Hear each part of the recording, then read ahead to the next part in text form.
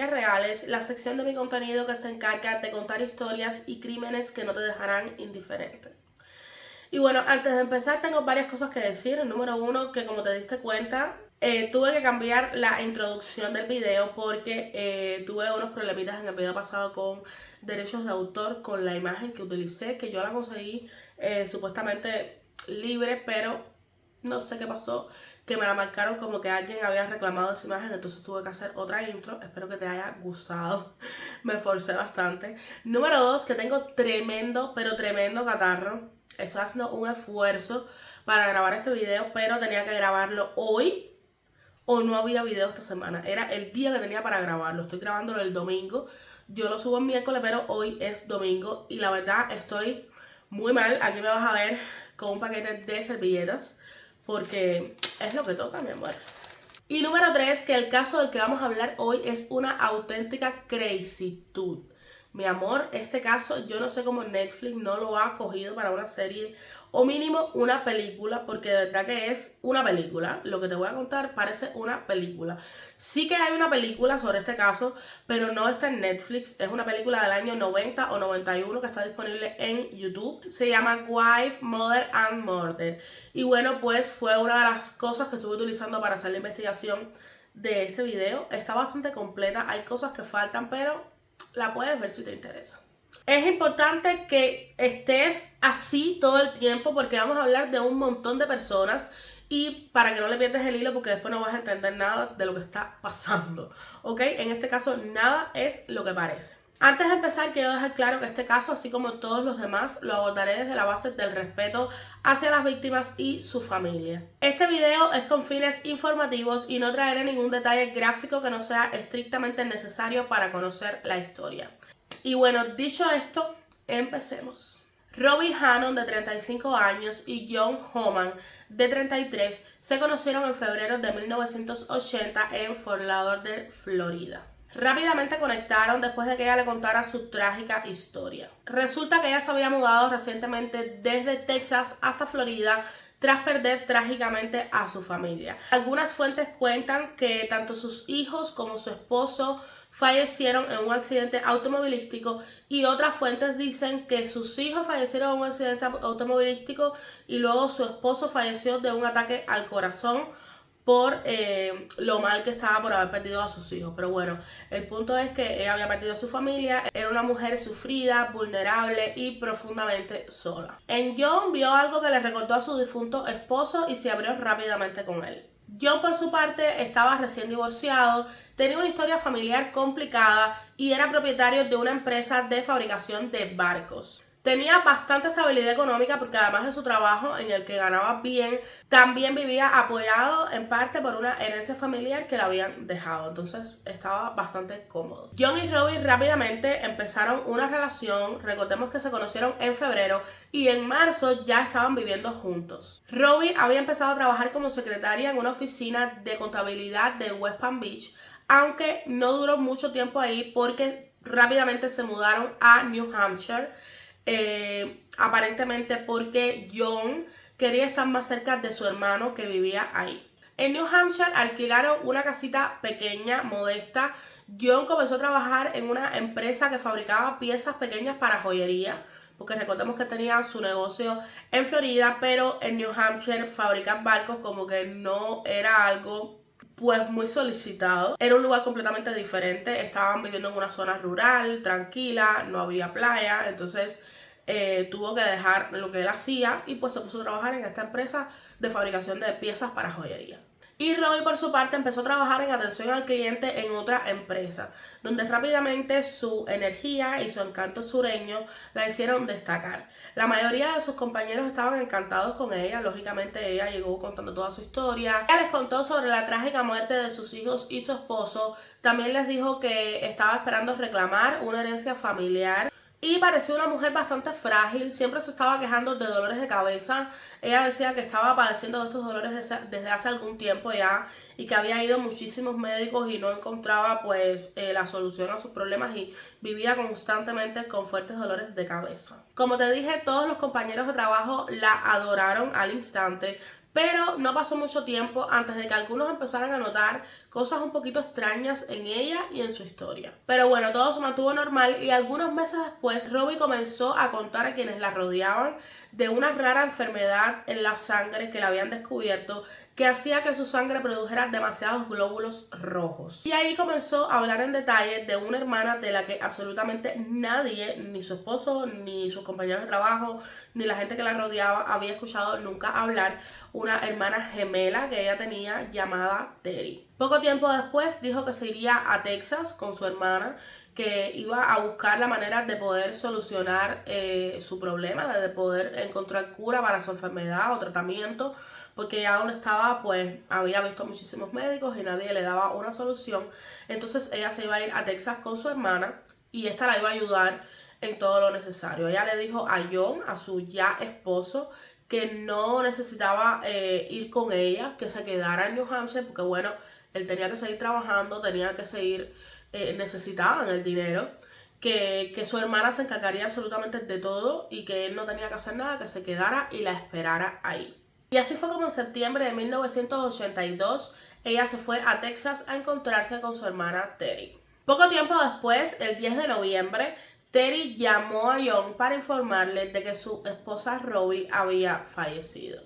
Que su última voluntad había sido que donaran su cuerpo a la ciencia, eso es algo bastante común aquí en Estados Unidos, y que bueno, pues ella no quería que la velaran, básicamente le dijo, no puedes darle el último adiós a tu esposa, eso fue lo que ella decidió, y le dijo también que iba a ir en unos días a New Hampshire, que iba a volar desde Texas, para conocerlo, encontrarse con él y pues apoyarse mutuamente en este duelo que estaban pasando. El día después de la llegada de Terry a New Hampshire, ella y John fueron a hacer el obituario de Robbie. Muy común que se hace aquí cuando las personas fallecen, es como una manera de anunciar el fallecimiento, pero hacen como un resumen de la vida de la persona, de lo que hizo, de dónde estudió, cosas en general de su vida, es como una mini biografía que se publica generalmente, sobre todo en aquella época, en el periódico local. Actualmente también se publica, por ejemplo, en Facebook, porque yo los he visto, pero creo que se siguen publicando en los periódicos locales. Entonces, bueno, y esa es la manera que tiene toda la comunidad de enterarse de que esa persona falleció y es como una especie de homenaje que se le hace. La cosa es que ellos fueron a hacer el obituario de Robbie y de ahí fueron a la empresa donde Robbie trabajaba antes de haberse ido a Texas con ella. Ahí Terry se presentó a los antiguos compañeros de trabajo de su difunta hermana y te podrás imaginar la situación. Fue súper rara, completamente incómoda, porque Terry era exactamente igual a Robbie. Literalmente exactamente. Era prácticamente la misma persona, con la diferencia de que era un poco más delgada y tenía el pelo rubio. Y aunque algunos de los presentes no notaron nada raro, la gran mayoría sospecharon al instante, no se creyeron absolutamente nada y decidieron investigar la situación. Comenzaron centrándose en el obituario. Primeramente se dieron cuenta de que el hospital en el que supuestamente había fallecido Robbie no existía. Luego descubrieron que la iglesia a la que supuestamente había pertenecido Robbie cuando era joven, cuando vivía en Texas, tampoco existía. Y por si fuera poco, la escuela a la que supuestamente habían donado el cuerpo de Robbie, ¿sabes? Ella quiso donar su cuerpo a la ciencia para que lo estudiaran los estudiantes de medicina y cosas así, tampoco existía. Rápidamente todos estos rumores de esta investigación amateur se regaron por toda la empresa y llegó a oídos de la policía local, quienes se presentaron rápidamente a la empresa, y estos compañeros de trabajo de Robbie que habían estado investigando todo esto le dijeron que por favor investigaran a quien se hacía llamar Terry porque había algo raro en ella. El 12 de enero de 1983 la policía detuvo a Terry. Cuando le preguntaron su nombre, su respuesta los desconcertó. Nadie se esperaba que dijera que ella era Audrey Mary Healy. Ella dijo tranquilamente que estaba adoptando una nueva identidad porque estaba siendo buscada en Alabama por cargos de cheques sin fondos. Cuando la policía puso su nombre en el sistema, la noticia llegó rápidamente. Efectivamente, Audrey Mary Healy estaba siendo buscada en Alabama, pero por algo mucho más grave que simples cheques sin fondo. Pero, ¿quién era esta mujer? Audrey Mary Healy, a quien todos llamaban Mary, nació como Audrey Mary Fraser, hija de Hughie y Lucille Fraser, el 4 de junio de 1933, en Alabama. Hughie y Lucille trabajaban muy duro. Cada uno provenía de una familia cuya vida giraba en torno a los molinos locales. Y cuando ellos se casaron en enero de 1932, cada uno ya estaba acostumbrado a las largas jornadas laborales que eran necesarias simplemente para sobrevivir en la época de la Gran Depresión en Estados Unidos. Cuando nació Mary, Lucille ni siquiera se hizo ilusiones de poder quedarse con su hija algún tiempo en la casa, o sea, ser ama de casa, dedicarse a cuidar a su hija, porque necesitaban el dinero. Los dos tenían que trabajar, así que ellos se iban a trabajar y la familia, tanto de uno como del otro, fueron los que se encargaron prácticamente de criar a Mary. Ellos amaban profundamente a su hija y trataban de recuperar el tiempo perdido, siempre le estaban comprando cosas. Ella desde pequeña siempre conseguía todo lo que quería. Un simple no podía desatar una rabieta inmensa, y pues sus padres, quizás por culpa, porque no podían dedicarle todo el tiempo que quisieran,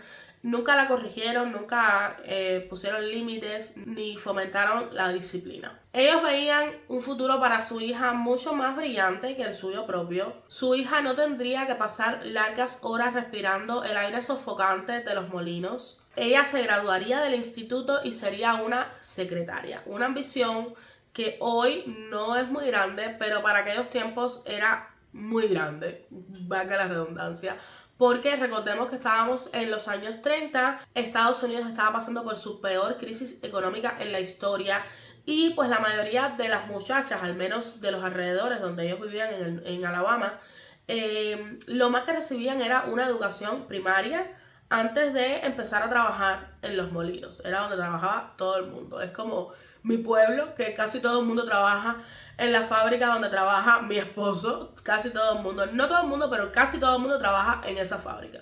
Entonces, en ese lugar todo el mundo trabajaba en los molinos. Básicamente terminabas la primaria y te ponías a trabajar. Entonces ella sí estudiaría en el instituto y pues tendría posibilidades de acceder a algo mucho mejor. Mary sería diferente, sería especial y sus padres se encargaban constantemente de hacérselo saber. Así pasaron los años y Mary efectivamente llegó al instituto. Para ese entonces era una muchacha respetada, popular y según los estándares de belleza de la época también era muy bonita. Y aunque disfrutaba de la atención que recibía de los demás chicos de su alrededor, ella ya estaba comprometida con Frank Healy. Frank Healy era de una familia unida y cálida. Conoció a Mary cuando ella tenía 12 años y él era estudiante de penúltimo año del instituto. Cuando él se graduó, se enlistó en la Marina y se fue hasta California. Pero ya en ese entonces él sabía que él quería casarse con Mary. Entonces, en mayo de 1951 regresó de permiso y se casaron. Para ese entonces ella ya tenía 18 años y pasó de llamarse Audrey Mary Fraser a llamarse Audrey Mary Healy. Exteriormente los Healy parecían felices y bastante normales, pero los primeros signos de problemas ya habían aparecido. A Mary le gustaba mucho gastar dinerito, mucho dinerito. Cuando Frank le enviaba a casa sus salarios desde California, ella los gastaba así. Y cuando llegó el momento en que ella tenía que viajar para encontrarse con él, ya donde iban a hacer su vida juntos, donde iban a tener su casa y tener sus hijos y todo eso, ella no tenía dinero ni siquiera para comprar el pasaje y sus suegros tuvieron que darle una parte del dinero. Estos hábitos no disminuyeron y aunque a Frank le gustaba hacer feliz a su mujer, le costaba mucho trabajo seguir ese ritmo de gastos de ella. Cuando no era ropa nueva, eran unos muebles más bonitos y así era todo el tiempo. Hubo muchas discusiones en la pareja, pero Frank era un hombre que evitaba las confrontaciones y él prefería simplemente asentir con la cabeza y decirle, ok, cómpratelo, antes que discutir. Además, realmente él amaba muchísimo a su esposa. El 11 de noviembre de 1952 nació su primer hijo llamado Mike. Y 8 años después, en 1960, llegó su segunda hija llamada Carol. Para ese entonces, Frank tenía un muy buen trabajo y Mary tenía la reputación de una excelente secretaria ejecutiva. Pero aunque los ingresos familiares habían aumentado significativamente, su economía no estaba mejor de lo que estaba tiempo atrás, porque habían aumentado los ingresos. Hay mucho aire aquí donde estoy, así que es probable que se escuche en el video, pero no queda de otra, mi amor, vivo en Michigan. Así es el clima aquí. El punto es que habían aumentado los ingresos, pero también habían aumentado los gastos. Entonces, su economía seguía igual o peor. Con el paso de los años, los ciudadanos de Anniston, el pueblo donde vivían, empezaron a conocerlos mucho, se hicieron una familia bastante popular, bastante respetable en el pueblo. Frank fue miembro de los veteranos de guerras extranjeras y era muy querido en la ciudad. Y Mary era una mujer muy activa en su iglesia, siempre estaba participando en eventos, en actividades, tanto de la iglesia como de la escuela de sus hijos. Mucha gente la notaba un poquitico peculiar. Mencionaba mucho que ella reaccionaba muy mal cuando no obtenía lo que quería. Pero bueno, la mayoría de la gente ignoró eso y pues en general también era bastante querida, aunque su esposo era más querido que ella, honestamente. A los niños, Carol y Mike, no les faltaba nada, salvo quizá la presencia de su madre. Algo muy parecido a lo que le pasaba a ella con sus propios padres también. Ella siempre estaba tratando de colmar a sus hijos de posesiones materiales, pero era emocionalmente distante. Ella prácticamente no educaba a sus hijos ni les, no sé, trataba de disciplinar o de regañar en algún momento. Ella le dejaba eso completamente a la mamá de Frank, que era quien prácticamente criaba a los niños. Esta señora, mamá de Frank, su suegra, se llamaba Carrie. Y recuérdalo porque vamos a hablar de ella más adelante también. Para nadie era un secreto que el hijo favorito de Mary era Mike. Ella siempre lo estaba justificando y cada vez que él hacía algo ella decía como, los niños son niños. Muy por el contrario, cuando era con su hija, sí hablaba muy mal de ella, se expresaba muy mal de ella, le decía que era como un marimacho, porque algo que es importante saber de Audrey es que ella era obsesionada con su apariencia. Y pues ella siempre había soñado tener una hija refinada, tímida, correcta. Y pues su hija Carol no era para nada así, entonces ella como que siempre vivía muy frustrada con esa parte de su familia y básicamente ignoraba a su hija y la trataba bastante mal. Entonces Frank se dio cuenta de esto, lógicamente porque era muy obvio como te estoy diciendo, y lo que hizo fue que se acercó mucho más a Carol, la llevaba a tomar helado, la llevaba a partidos de fútbol, y como que se unió a ella porque se dio cuenta de que su esposa prefería mucho más a Mike y que Carol estaba completamente falta de cariño, entonces como que tenían una relación muy estrecha, se llevaban muy bien padre e hija. Y esto a Mary no le gustaba mucho. Los excesivos gastos de Mary solo crecían más hasta el punto en que llegó a alquilar un apartado postal, o sea, un P.O. Box, para que le llegaran las facturas de las cosas que ella compraba, los recibos, los biles, mi amor, a ese lugar y que no llegaran a su casa para que su esposo no los viera. Como te dije, ellos vivían en Anniston, era un pueblo de menos de 30,000 habitantes, de hecho, mucho más grande que el mío. Y bueno, Frank era muy respetado. Entonces ella empezó a pedir préstamos, créditos a nombre de Frank. Y como era su esposa, pues todo el mundo se lo daba, ¿no? Porque como te digo, eran muy queridos en la comunidad. Pero pasaba el tiempo y ella no pagaba sus créditos, no pagaba sus deudas. Los acreedores se dieron cuenta de esto y les resultó muy extraño porque ellos sabían que Frank nunca había sido así. Para el año 1974, ya Frank no podía seguir ignorando estas cosas. Todo esto que te conté de los préstamos a su nombre y demás, pues llegó a sus oídos, lógicamente, y ya él no sabía qué iba a hacer con Mary. Y por si fuera poco, un día llegó a su casa porque se sentía mal, porque estaba enfermo, temprano del trabajo, y se encontró a Mary con su jefe, ya sabes en qué, en su propia cama. Él le contó esto a Mike, a su hijo mayor, que para ese entonces ya era un adulto, incluso estaba casado.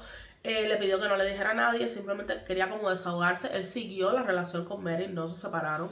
Sin embargo, lo que no le contó a su hijo es de sus crecientes problemas de salud cada vez más frecuentes. Frank estuvo enfermo muchas veces durante 1974. Estaba siempre con problemas estomacales, con náuseas, con un cansancio excesivo. Y él esto se lo atribuía pues al cansancio de la vida, mi amor, de trabajar. Tal vez también al estar expuesto a algunos químicos en su trabajo. Y aguantó los síntomas lo más que pudo, pero ya en mayo de 1975 él no podía más.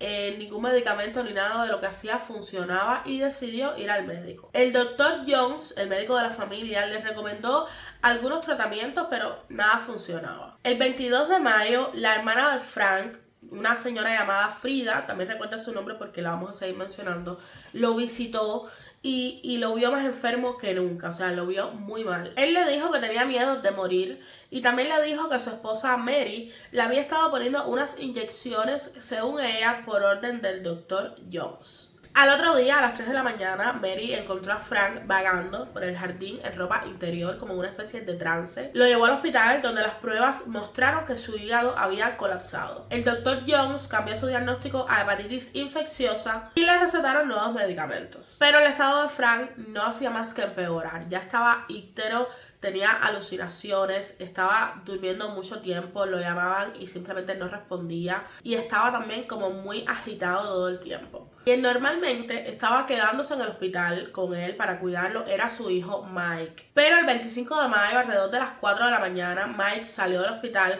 porque iba a buscar a sus abuelos, a los padres de Frank, para llevarlos al hospital a ver a su hijo. Y cuando regresó al hospital, aproximadamente una hora después, encontró a su madre dormida en el cuarto del hospital y su padre había fallecido. La causa oficial de la muerte fue hepatitis infecciosa y Frank Healy fue enterrado el 27 de mayo de 1975.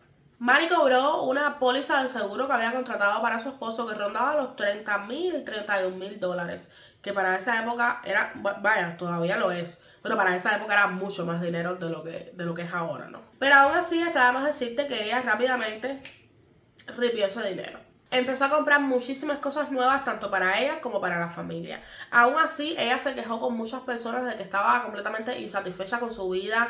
Ella decía que nadie la quería, principalmente su hija Carol, con quien chocaba muchísimo. Y después de la muerte de su padre, pues mucho más, porque él era el que más defendía a Carol, pero ya sin estar él, pues las discusiones entre ellas eran todo el tiempo. A su madre, Lucille, le diagnosticaron cáncer poco después de la muerte de Frank y Mary la llevó a su casa para cuidarla. También en ese tiempo ella invitó a Mike y a su esposa a que se quedaran en la casa como para estar todos juntos. Ellos aceptaron porque de hecho Mike tenía un trabajo que le quedaba bastante cerca, entonces como que le convenía, estaba con su familia y al mismo tiempo también estaba más cerca de su trabajo. Entonces estuvieron conviviendo todos por un tiempo, pero no tardó mucho en empezar a haber problemas. Mary y Carol peleaban constantemente. La atmósfera de la casa era bastante tensa y además Mary era el tipo de madre muy obsesiva, muy absorbente con su hijo, que recordemos que era su favorito, era el niño de mami,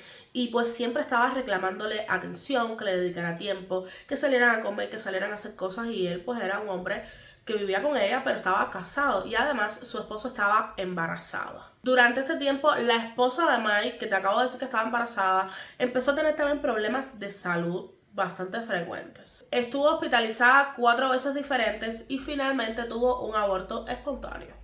La pareja encontró un apartamento y se mudaron. Pero la noche antes de que se mudaran, la casa de Mary se incendió.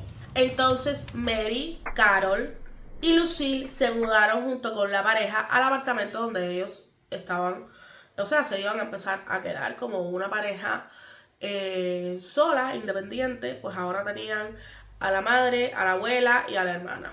Ellas supuestamente se iban a estar quedando ahí hasta que consiguieran otro lugar en el que quedarse mientras tanto. Pero cuando ya ellas, es que yo no entiendo cómo nadie se dio cuenta de estas cosas antes, la verdad que te voy a decir. Cuando ya ellas estaban listas para mudarse al nuevo lugar donde se iban a estar quedando, resulta que la casa de al lado de Mike y su esposa, donde ellas estaban quedándose junto con ellos, también se incendió.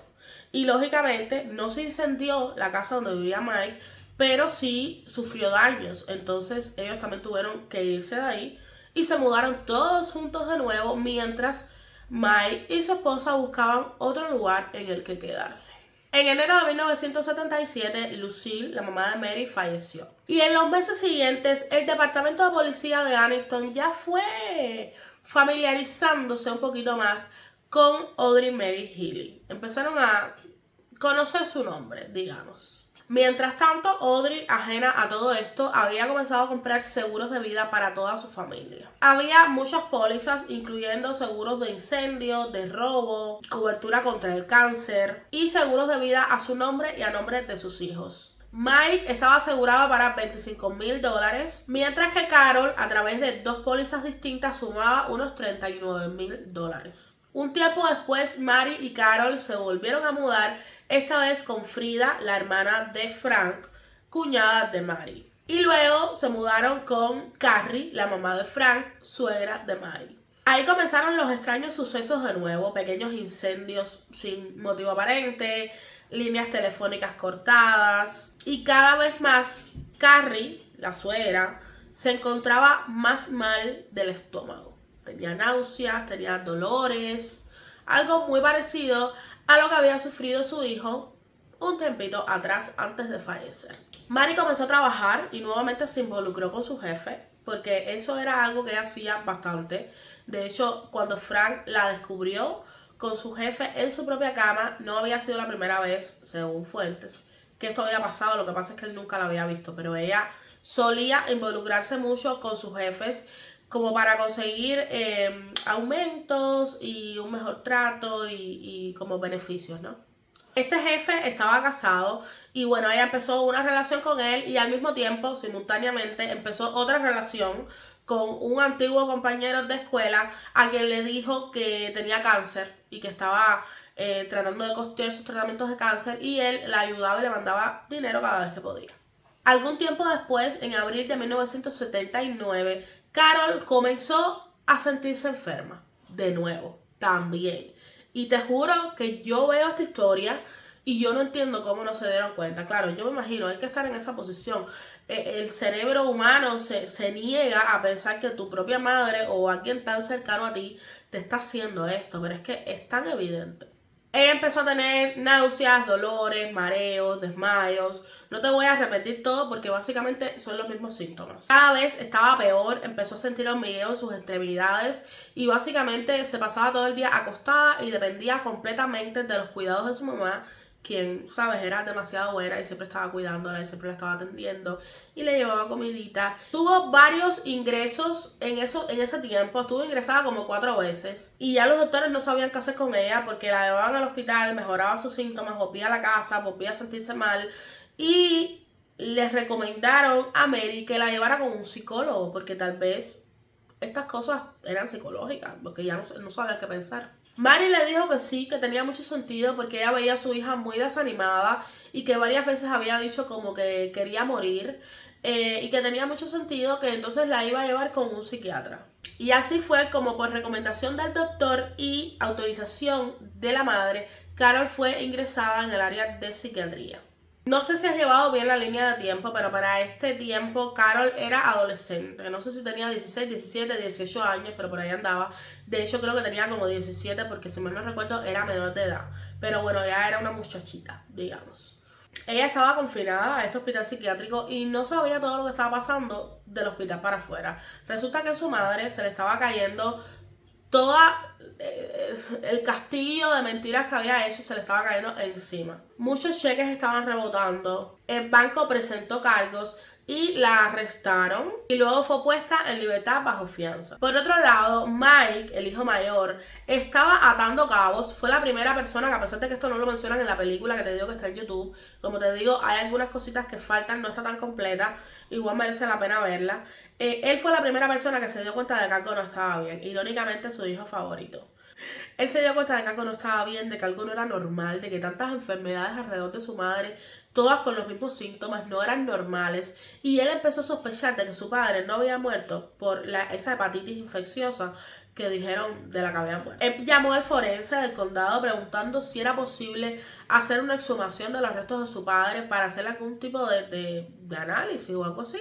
Pero le dijeron que para eso necesitaba muchas pruebas que demostraran que era de verdad necesario exhumar los restos. Bueno, todo lo que él tenía era simplemente sospechas, no tenía pruebas concisas. Pero aquí es donde entra una muchacha llamada, según algunas fuentes, Eva, y según otras fuentes, Ava. Yo le voy a decir Eva, pero que sepas que puede que se llame Ava.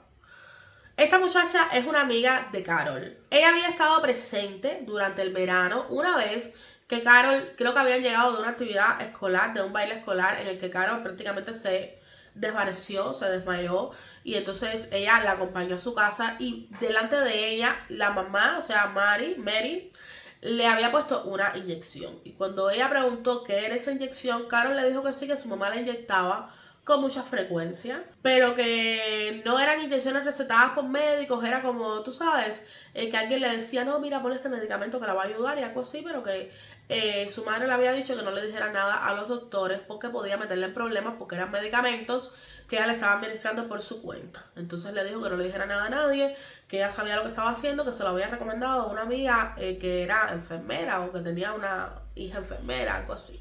Pero a esta muchacha, a Eva, esto no le sonó nada normal, porque además ella veía que esas inyecciones lo que hacían era empeorar más todavía a su amiga, y se lo contó a Frida, la hermana de Frank, tía de Carol, cuñada de Mary, ¿ok? Ya lo lleva, por ahí lo lleva, vamos bien, ¿ok? Frida llamó a Mike, su sobrino, y Mike le contó sus sospechas, ella le contó sus sospechas, y entonces ya ahora con estas pruebas fueron a donde estaban los doctores de Carol y les dijeron que ellos tenían sospechas de que Mary estaba envenenando a su hija. Y por su parte los doctores le dijeron a Mary que no podía ver a su hija por unos días en el hospital, o sea, que no fuera al hospital porque no iba a poder entrar por algunos días. Cuando Mary escuchó eso se puso completamente frenética y al día siguiente de que le hayan dicho esto, ella fue al hospital, recogió a su hija, por eso te digo, era menor de edad. Tiene todo el sentido que haya sido menor de edad todavía, a pesar de que ella era una muchacha, porque cuando la persona es mayor de edad tú no tienes ningún tipo de potestad, entonces creo que sí tenía como unos 17 años. La sacó del hospital y diciendo que no, que ahí no la podían atender y que ella se la iba a llevar para otro hospital. Esa noche se quedaron en un motel y al otro día Carol fue admitida en el hospital de la Universidad de Alabama y el doctor Brian Thompson fue asignado a su caso. El 20 de septiembre de 1972 Mary fue arrestada nuevamente por cargos de cheques sin fondos y el resto de la familia aprovechó que ella no estaba presente para decirle, o sea, el resto de la familia eran Mike y Frida, ¿no? Principalmente. Aprovecharon para decirle al doctor Brian Thompson de sus sospechas. Y este hombre, para sorpresa de todo el mundo, les creyó completamente lo que le estaban diciendo. Porque es que cualquier otra persona diría, ¿qué me estás contando? Pero sí, él les creyó. Y qué bueno. Revisó completamente el cuerpo de Carol, las uñas, la piel. También le hizo pruebas de sangre y encontró que Carol estaba repleta de arsénico y que lo había estado durante mucho, pero mucho tiempo. Al escuchar esto, Mike escribió nuevamente al forense del condado, relató cómo había sido el fallecimiento de su padre, relató sus síntomas, que eran los mismos síntomas que estaba presentando ahora su hermana, y que un doctor había encontrado que ella estaba llena de arsénico. Le contó sobre también la muerte de su abuela, ese cáncer así tan raro, y también le contó sobre la actitud tan sospechosa de su madre, sus problemas de dinero, los seguros de vida, todo este tipo de cosas. Y bueno, convenció al forense de exhumar los restos de Frank.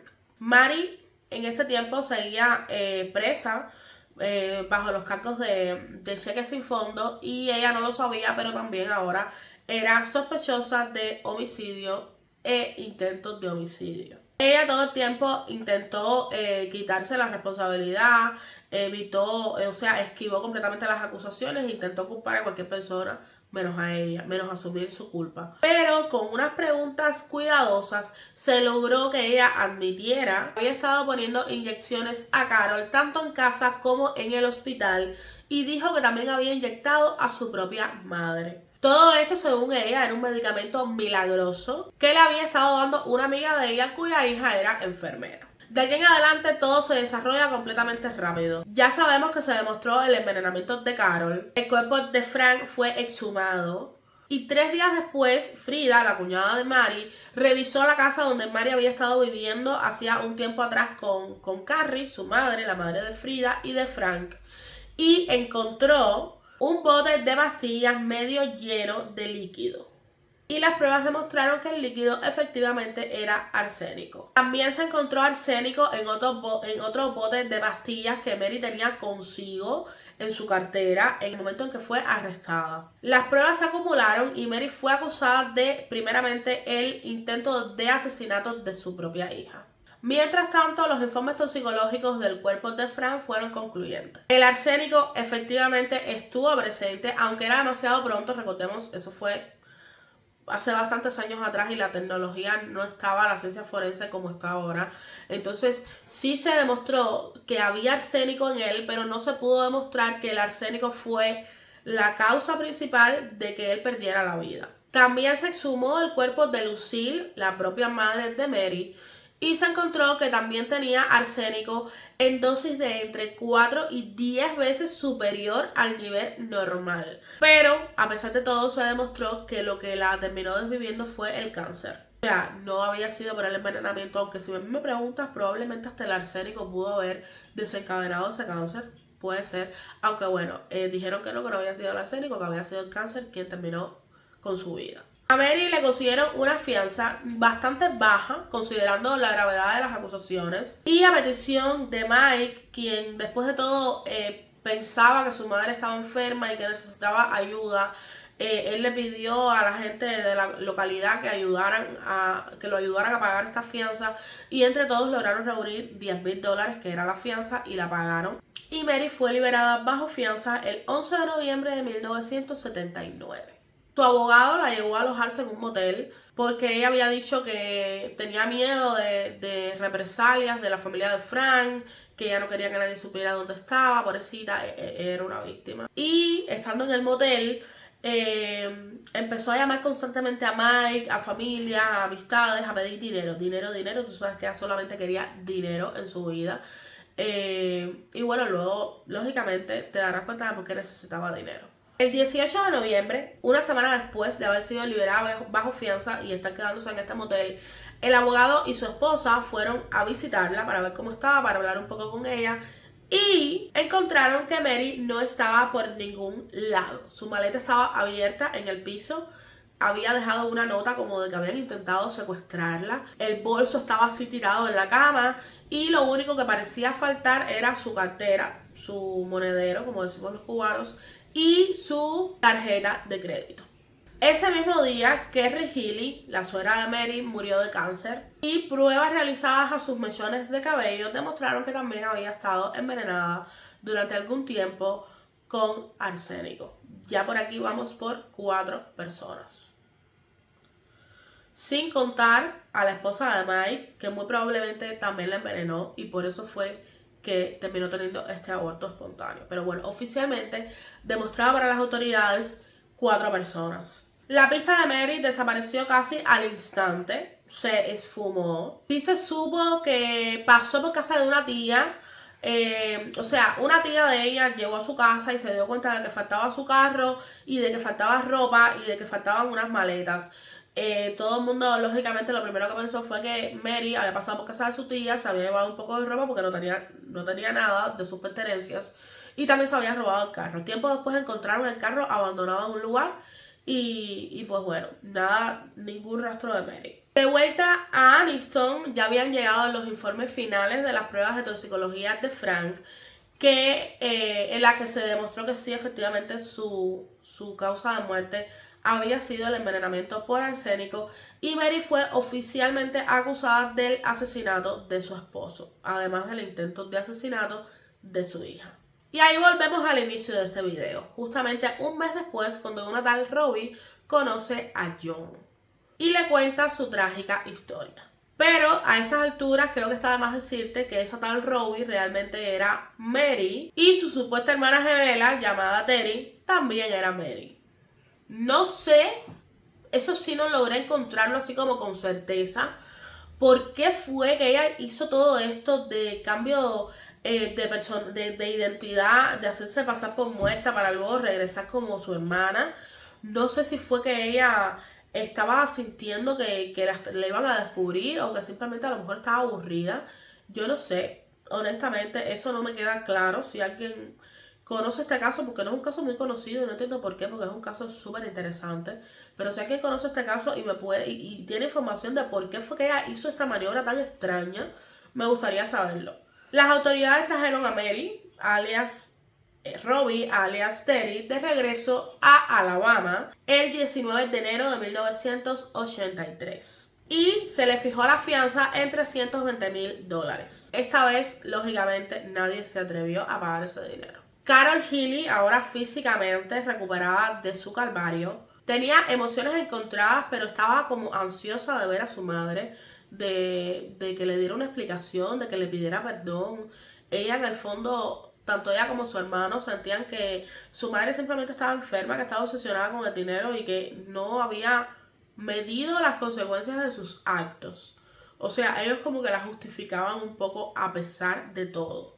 Carol la visitó a la cárcel, se abrazaron, lloraron, sin embargo nunca recibió ningún tipo de explicación ni de disculpas por parte de su madre. Luego de un juicio en el que trataron de desacreditar a Carol muchísimo, la defensa de Mary, que decía cosas como que era desequilibrada mentalmente, que se había intentado desvivir muchas veces, que consumía sustancias, que tenía relaciones con mujeres.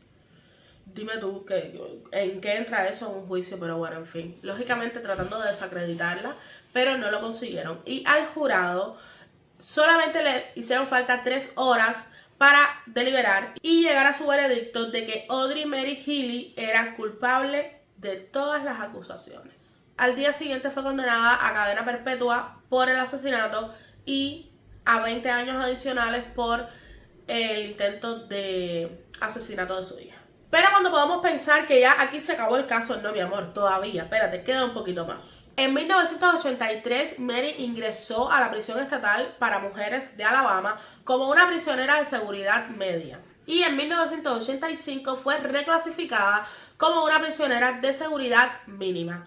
¿Esto qué significa? Que empezaron a darle beneficios penitenciarios como pases a la calle, al mundo exterior por algunas horas, luego un día y cositas así. Ella siempre iba y regresaba a la cárcel sin ningún problema. Y en febrero de 1987 le dieron un permiso por 3 días. El 19 de febrero salió de prisión por última vez.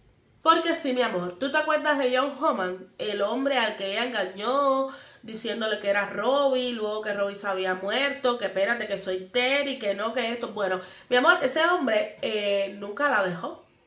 Ellos continuaron teniendo una relación. Él la perdonó, no, yo no entiendo. Y no te creas tampoco como que ella estuvo mucho tiempo rogándole por perdón. No, no. Desde el juicio, ya él estaba en el juicio presente apoyándola a ella.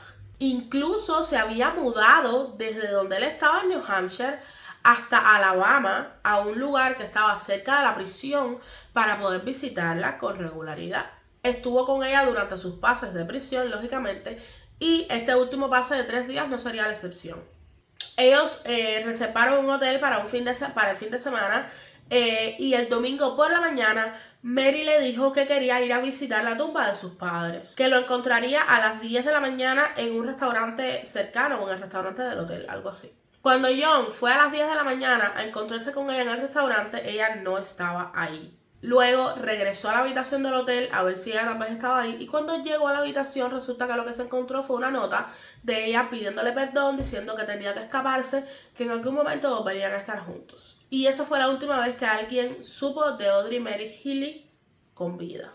Lógicamente John avisó a la policía, empezaron a buscarla nuevamente. No sabían dónde la iban a encontrar porque es que con el historial que ella tenía de escapismo, mi amor, porque era una mujer que por el hueco de una aguja se colaba y se escapaba y se perdía y tú no sabías más nada de ella. No sabían dónde buscar y nadie esperó dónde iba a aparecer. El 26 de febrero la policía fue llamada desde una casa cercana al pueblo natal de Audrey Mary, diciendo que había una mujer en el patio de su casa delirando y pidiendo ayuda. estaba lloviendo, había muchísimo frío, también estaba nevando un poco, era esto que es como entre lluvia y nieve, estamos hablando de febrero, hay mucho frío, quienes vivan para estos estados sabrán. Y bueno, como todos están pensando, esta mujer es Audrey Mary Healy.